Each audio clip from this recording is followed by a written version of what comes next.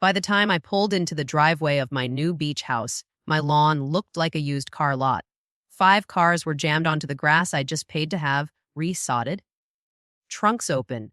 Strangers hauling coolers and folding chairs up my front steps like they were arriving at a public park.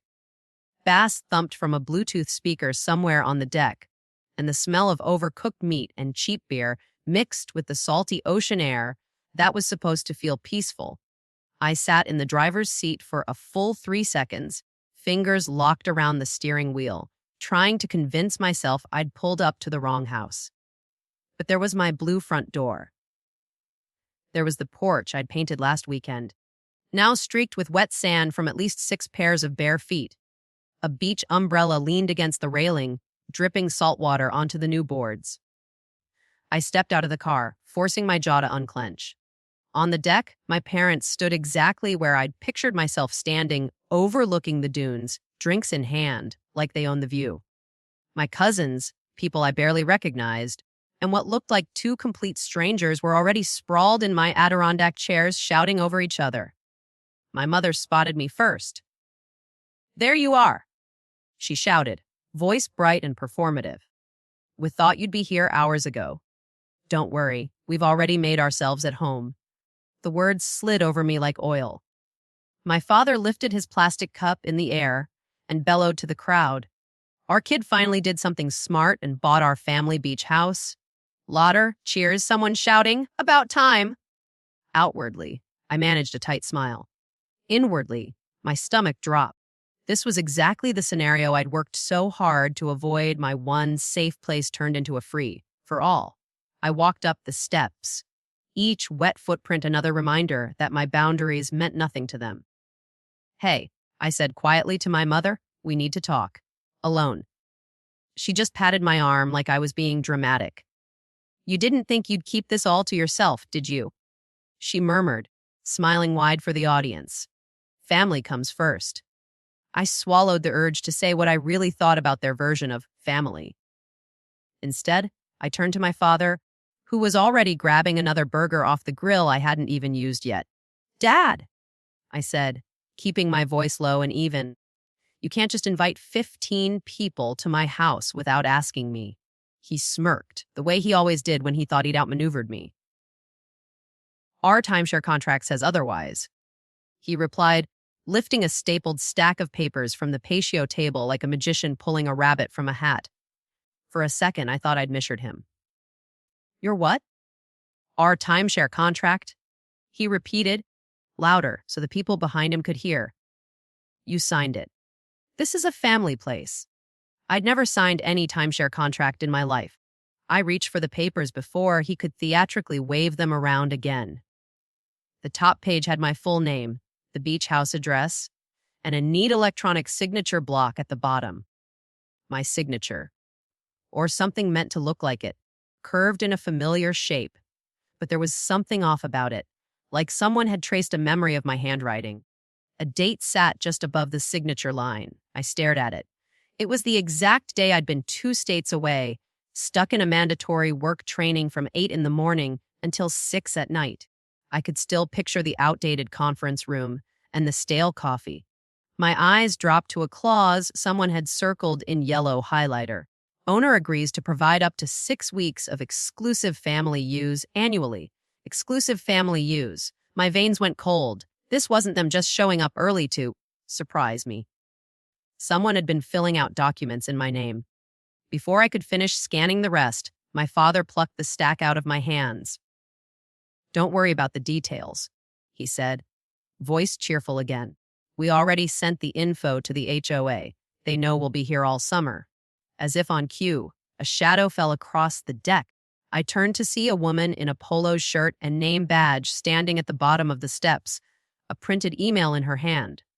I recognized her from the welcome packet, the HOA president, and also my next-door neighbor.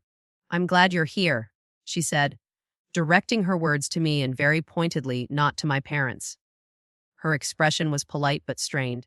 "I need to speak with you about the registration form your parents submitted. It says you authorized them as co-owners and primary occupants." My heart thudded in my ears. I focused on her hand instead. On the letterhead at the top of the page she was holding. From where I stood, I could see my name in the subject line of the printed email, and underneath it, an address that looked almost like mine. Almost. Can I see all the documents you've received? I asked, my voice coming out smoother than I felt. On the outside, I looked like a mildly annoyed homeowner dealing with an unexpected crowd. Inside, I knew this wasn't just a rude family visit. There were papers, contracts, and registrations with my name on them that I had never touched. And whatever my parents had done, they'd managed to drag the HOA into it. People who meet my parents at weddings or barbecues always say the same thing. You're so lucky, your family is so close. They see the matching outfits at Christmas, the loud toasts, the way my mother tells my whole life story, like it's a movie she directed. What they don't see is how every achievement I've ever had was quietly converted into a family asset, something they could wave around as proof of their greatness. Growing up, I was the golden child, but it never felt golden from the inside. My report cards weren't mine. They were proof my parents were good parents. My degree wasn't mine. It was our diploma.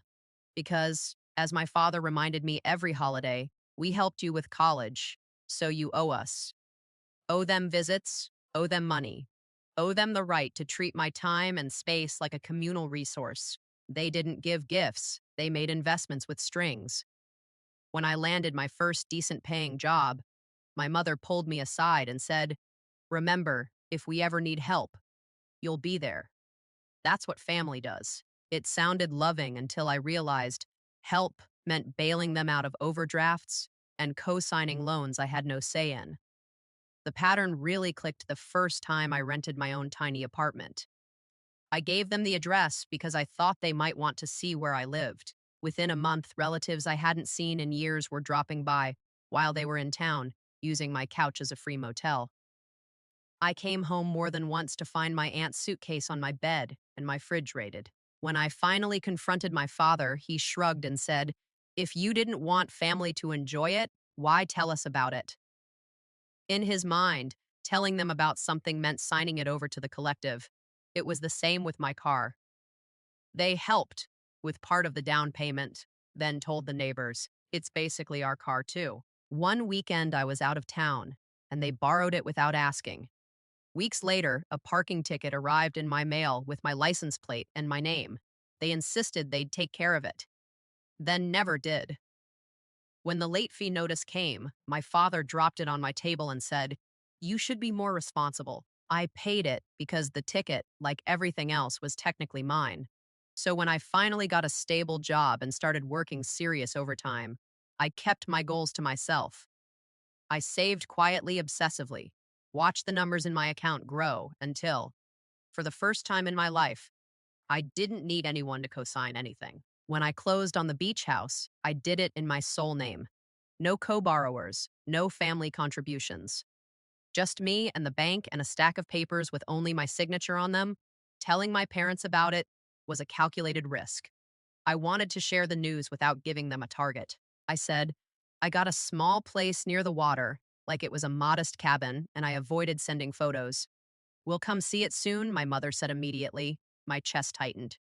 I mumbled something about renovations, about not having furniture yet, stretching out the vagueness for as long as I could.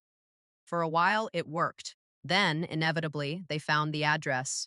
A relative checked my social media, matched a tagged location, and the dam broke. Once they knew where it was, the helpful suggestions began. "We should add our names to the deed to protect you," my father said over dinner one night. "If anything happens to you, it'll be easier." "Let's make it a family LLC," my mother chimed in. "There are tax benefits. My brother can handle the paperwork. He's a lawyer." "We could bring some cousins, make it profitable as an Airbnb," my father added, already spending weekends I hadn't even had yet. They emailed me a sample agreement, a PDF labeled family use draft. Opening it, I saw phrases like beneficial interest and co-occupant rights. There was a signature line with my name under owner. I closed it and let it sit in my inbox, unread and unsigned. When my mother asked if I'd filled it out, I said I was still reviewing. In reality, I had zero intention of signing anything that gave them one more lever to pull. After all we've done for you, she sighed into the phone. If you don't share, people will think you're selfish. I let them think what they wanted.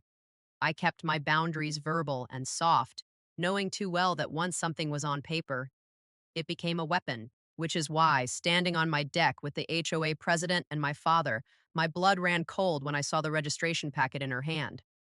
She opened a manila folder and laid it out on the patio table between us. This is the owner authorization form we received, she said. It came from your email address. At the top, my name. Below it, a line that said I granted my parents co-occupant status and pre-approved a list of 15 family members and guests for unrestricted use. Attached was a familiar-looking PDF, Family Timeshare Agreement. It was almost identical to the draft my parents had sent me months ago, except this one had a digital signature next to my typed name. For a moment, the sounds of my relatives laughing and shouting behind me faded out. Horror mixed with a grim, unsurprised recognition. This was the exact document I had refused to sign. They hadn't needed my actual hand on the pen to move forward. I swallowed the rising panic and pushed it down. Exploding would only make me look unstable. Could I get copies of everything you've received that mentions me as an authorizer? I asked the HOA president, keeping my tone polite. Of course, she said, a little relieved I wasn't yelling. While she assembled the packet, I pulled out my phone and started taking photos close-ups of the signature, the sender's email address, the timestamps. The email wasn't from my real account. It was from a Gmail address that looked almost identical to my work email, off by a single character, close enough to fool someone glancing quickly, not close enough to be an accident. One more thing, the HOA president added. Hesitating.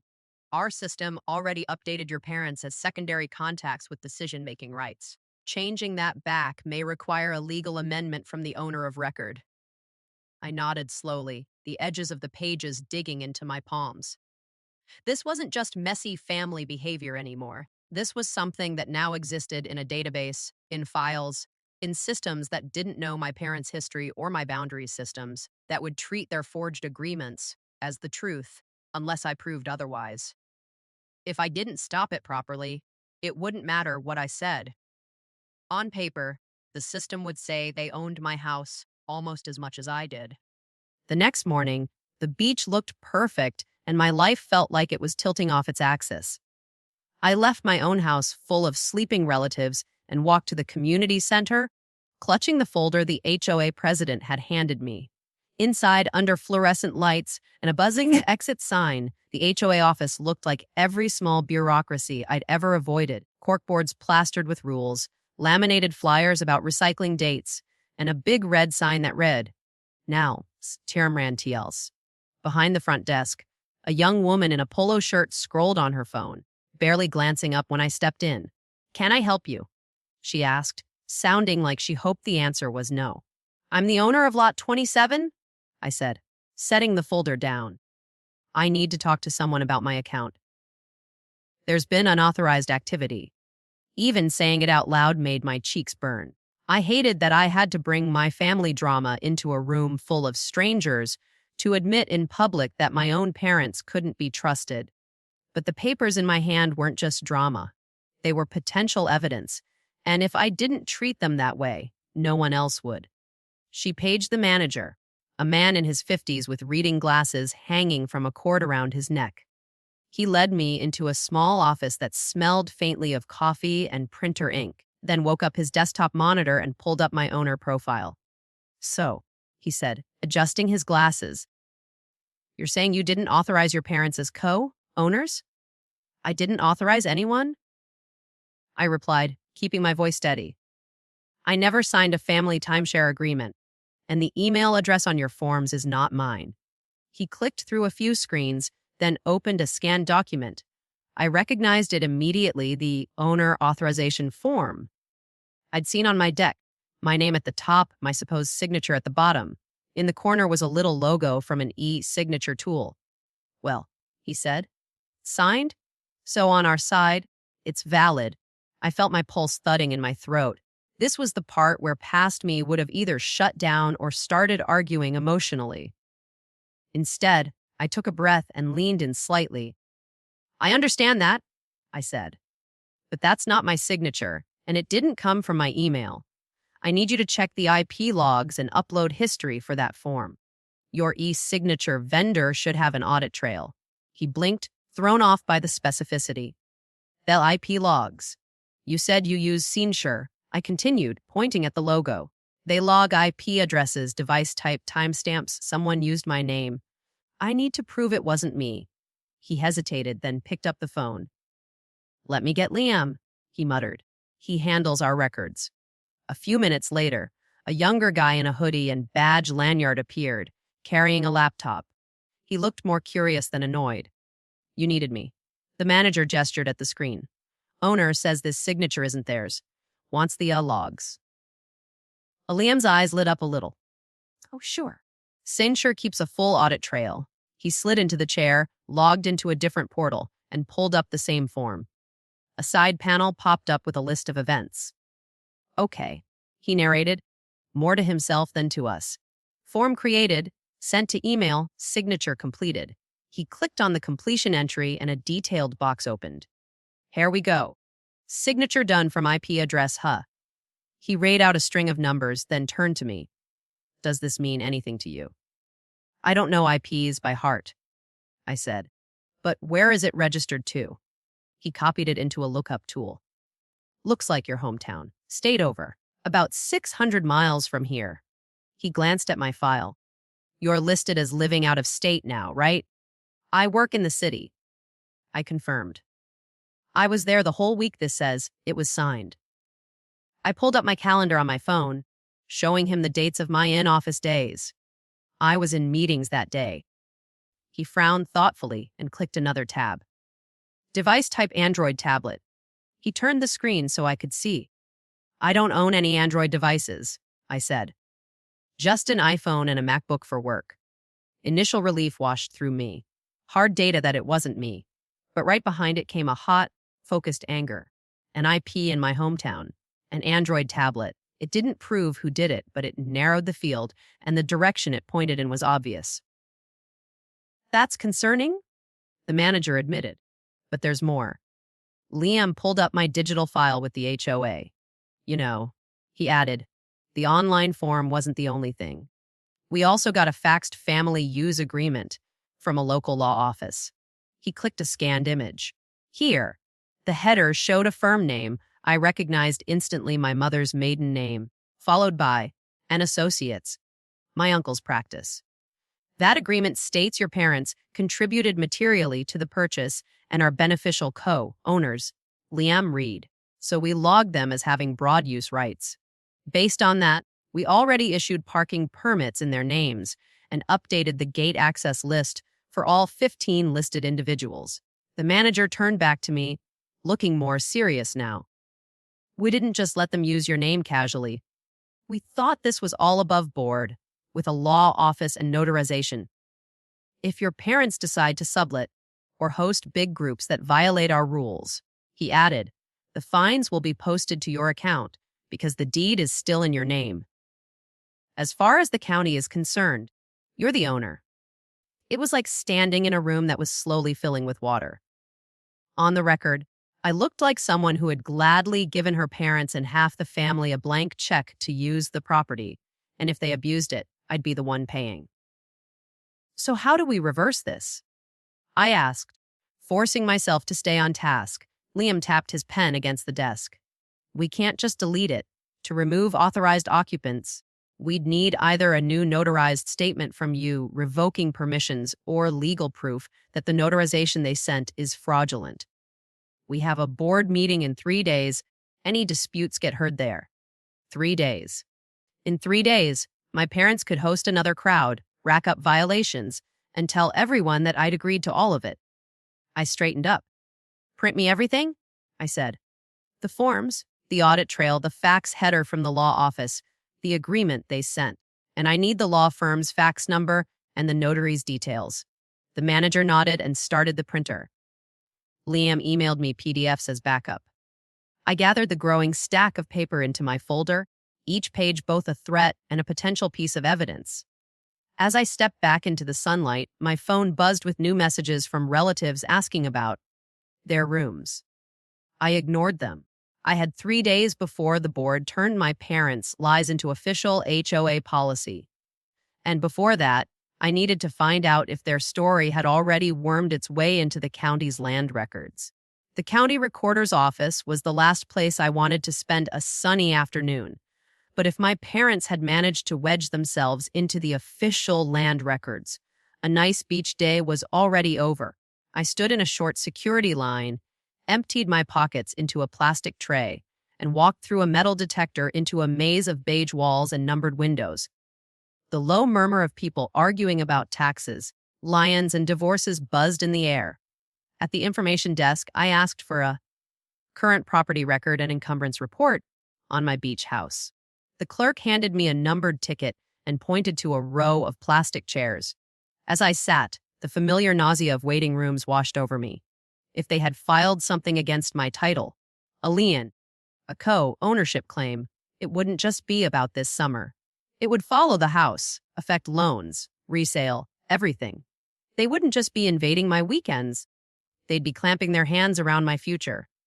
When my number flashed, I stepped up to the glass window and slid my request form under it. The middle-aged clerk typed the parcel number into her computer, eyes scanning the screen behind smudged lenses. "Well," she said after a moment, "the title is still in your name only. No recorded liens, no additional owners." I exhaled a breath I hadn't realized I'd been holding. Then I saw her frown. "But," she added, clicking something, "there is a memorandum of understanding filed here." My spine went rigid. "What kind of memorandum?" She scrolled. "It references a family co-use agreement and a beneficial interest claim by 2 individuals with your last name. Parents, I'm guessing."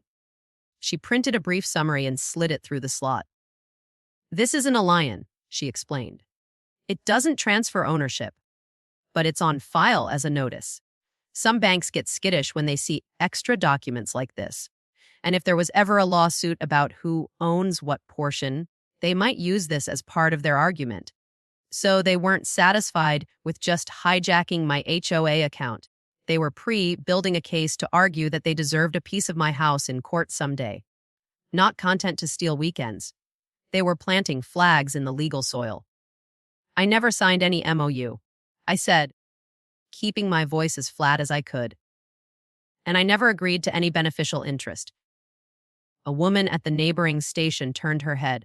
She wore a supervisor badge and the kind of expression you get from decades of listening to people's property nightmares. "You said you didn't sign it?" she asked. "Come here a second." She waved me over to her window, logged into the system with a different password, and pulled up the scanned document itself. There it was on her screen, my printed name, an unfamiliar scrawl pretending to be my signature, and a notarization block at the bottom. The notary's office address jumped out at me. It was in the same building as my uncle's law firm. My mother's brother, the one whose fax header I just seen at the OA. "Do you have ID with you?" the supervisor asked. I slid my license under the glass. She compared it to the fuzzy copy on her screen, then back to my face. "When were you here to sign this?" she asked. "I wasn't," I said.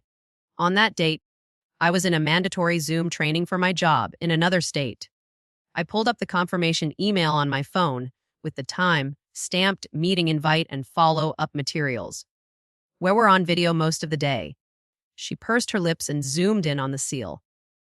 "The notary stamp looks off," she said quietly. "Spacing is weird, and this signature doesn't really match your license. At minimum, it's suspicious."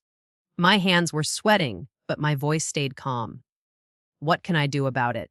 She thought for a beat, then nodded as if making a decision. "You can file a statement of denial of interest and a fraud alert. We attach it directly to your property file. That way, anyone who looks at this MOU also sees that you dispute it, and we can refer the notarization to the State Notary Commission." She picked up the phone and dialed a number from a laminated card taped to her monitor. "Let's see if we can get someone on the line," she said, motioning for me to wait. Within a minute, she was speaking to a representative at the Notary Commission, summarizing suspicious MOU, signature mismatch, possible identity misuse, notary located in same building as interested party's law firm, and documented proof I was in another state during the alleged signing. I could hear the rep through the handset, calm and methodical. They said they would open an investigation, retrieve the notary's journal, verify the ID details, check thumbprint logs, and, if needed, request any available footage from the law office's reception area. For the first time since this started, I felt the floor under me solidify. This wasn't just me yelling into a void about, my parents are lying. This was a system documenting, flagging, and taking it seriously. The supervisor slid a form through the glass. Statement of denial of interest and fraud alert. I filled it out slowly, writing in clean, deliberate letters that I had never signed any MOU related to my property, never authorized any beneficial interest for my parents, and was not present at the notary on the date listed. When I was done, she stamped it with a heavy thunk and handed me a copy. "Keep this," she said, "and bring it to whoever else you're dealing with. OA, your bank, an attorney. It shows you didn't sleep on this." 3 days later, that stack of papers sat in my bag as I walked into the HOA board meeting. The community room smelled like coffee and old carpet. Folded metal chairs formed rows facing a long table where the board members sat with nameplates and stacks of binders. My parents arrived dressed for a charity gala. My mother in a bright dress and pearls. My father in a blazer he only wore when he wanted to impress someone. They greeted a few neighbors as if they were local celebrities, laughing too loudly. When the agenda reached owner dispute Lot 27, the board president cleared her throat. "We're here to discuss the authorization of secondary occupants and related documents for the property at Lot 27. My mother was the first to speak. "We have invested so much emotionally and financially in this house," she began, hand on her chest. "We only want to use what our child already agreed to." My father nodded solemnly. "We're just trying to enjoy the home we helped make possible. We'd never do anything behind our child's back." A few board members glanced at me, obviously primed by the existing paperwork. It was my cue to either crumble or come prepared.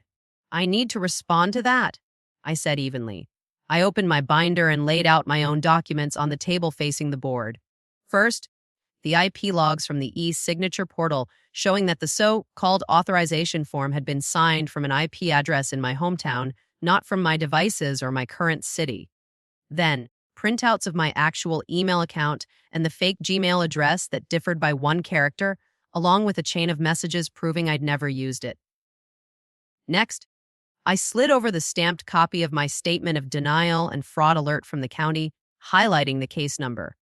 Finally, I placed down a preliminary letter from the Notary Commission acknowledging their active investigation into the MOU's notarization. As they read, the room shifted. This wasn't a messy disagreement anymore. It was a liability problem. The HOA's attorney, who had been quiet until then, leaned forward. "Given that the county has flagged the MOU as disputed and the Notary Commission has opened a fraud investigation," he said, "I must advise the board that any documents based on that notarization cannot be relied upon for policy decisions." He looked at my parents. "Continuing to treat these agreements as valid exposes the association to legal risk." He then turned back to the board.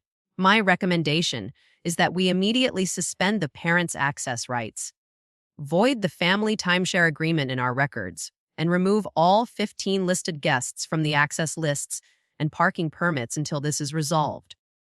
The deed remains solely in the child's name, and that is the only ownership we should recognize." My mother's face tightened. "This is absurd," she snapped. "Our child is being manipulated by outsiders. We'll sue the HOA if you try to keep us out of our own family home." The attorney didn't flinch. "Mom, filing or facilitating false documents can expose you to civil and criminal consequences. If you believe your claims are legitimate, you're free to pursue them in court. But this board is not obliged to enforce disputed agreements currently under fraud review." For a moment, no one spoke. The board members looked uncomfortable, but It was no longer in that, "We don't want to get in the middle of your fight" way. It was the look people have when they realize they've been handed a live grenade and someone just showed them the pin. "Do you have anything else to add?" the president asked me. Yes. I said. My hands were shaking slightly under the table, but my voice stayed steady. "I will not be sharing ownership or guaranteed use of my house with anyone. I did not sign any of these agreements. I am exploring legal action regarding the fraudulent filings. Going forward, I want it clearly recorded that I am the sole owner and decision maker for Lot 27. The board conferred in low voices for a minute, then took a formal vote. One by one, they agreed the account would be reverted to list only me as owner and primary occupant. All secondary access for my parents and their guests would be suspended. Any future changes to my owner profile would require my in-person appearance with ID verification. As the decision was read aloud, my mother's face flushed deep red.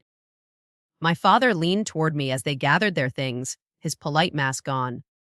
"You'll regret making enemies of your own family," he hissed under his breath as they stormed out. I watched them leave, my heart pounding and my knees a little weak. For once, I wasn't the one being threatened by paperwork. I had the paper on my side, and I knew I'd need it because this was only the beginning of the fallout I'd have to protect myself from. The first morning I woke up in the beach house alone, the silence felt almost foreign. No cars in the driveway, no thumping music, no voices shouting for more ice or more towels. Just the slow rush of waves beyond the dunes and the occasional cry of gulls circling overhead. For the first time since I bought it, the place actually sounded like mine. I made coffee and sat at the kitchen table, where my chaos had turned into order. In front of me was a neatly labeled binder, HOA printouts, the county's fraud alert stamped in blue, the notary commission's letter confirming their investigation, screenshots of the IP audit logs. A few weeks ago, it would have felt paranoid to keep all of this. Now it felt like armor. My parents had always believed that if they said something loudly enough, it became true. "We helped you, so we own it. We're family, so we decide." For years, I went along with pieces of that story just to keep the peace. This time, the signatures, the audit trails, and the stamps on official paper told a different story. Seeing their lies pinned down in black and white was both satisfying and devastating, because underneath the relief was grief. Not the dramatic kind, but the quiet understanding that my parents valued control and image more than they valued my autonomy. They were willing to fake my consent, forge my name, and twist legal systems just to keep me from having something that was truly mine. Family can lie. Systems can be missiled. But I'd also learned that systems can correct themselves when you give them solid, boring, undeniable evidence and refuse to back down. So I got practical. I spent an afternoon changing every important password and adding two-factor authentication so no one could spin up fake emails that looked like mine again. I signed up for a credit and identity alert service, setting it to notify me if anyone tried to open new accounts in my name. I met with a real estate attorney who drafted a short note for my deed file reiterating that there were no other owners or beneficial interests. I sent copies to the county and the HOA. Then I emailed my neighbors and the HOA manager, clearly stating that I was the only person authorized to make decisions about the property and that no relatives, no matter what they claimed, were to be treated as co-owners or primary occupants. I kept it factual, not dramatic. The paper became my boundary. Last, I wrote to my parents. It wasn't a plea or a fight. It was a short, formal message outlining what had happened, referencing the ongoing investigations, and stating plainly that any future attempts to use my name or property without my consent would result in legal action. No more debates. No more family meetings. Just consequences. About a week later, an envelope arrived from the Notary Commission. Inside was a notice. The notary who had stamped the MOU was now under formal investigation, and my uncle's law office might be contacted as part of their inquiry. I slipped it into the binder, another page in the story they'd written for themselves. That night, while scrolling, I saw a familiar pattern. My mother's Facebook post about ungrateful children who forget who raised them. People commented with sympathy and heart emojis. She didn't use my name, but she didn't need to. I took a quiet screenshot, saved it to my file, and then blocked her. Screenshots, not arguments. Then I put my phone down, stepped outside, and walked toward the water. The sand was cool under my feet. The house, finally, glowed behind me as a place I didn't owe to anyone. They thought they could drag my name onto any paper they wanted. Now, every document they forged is a record of what they really are, not what they say. If you've ever had family, a boss, or anyone else try to use documents or connections to control you, remember, you're not crazy, and you're not alone. Evidence and calm persistence can turn the system back around. If stories like this help you or give you ideas on how to protect yourself, consider subscribing so you don't miss the next one. And tell me in the comments which country are you watching from, and have you ever seen someone try to weaponize property, HR, or legal systems against you? Your story might be the one someone else needs to hear.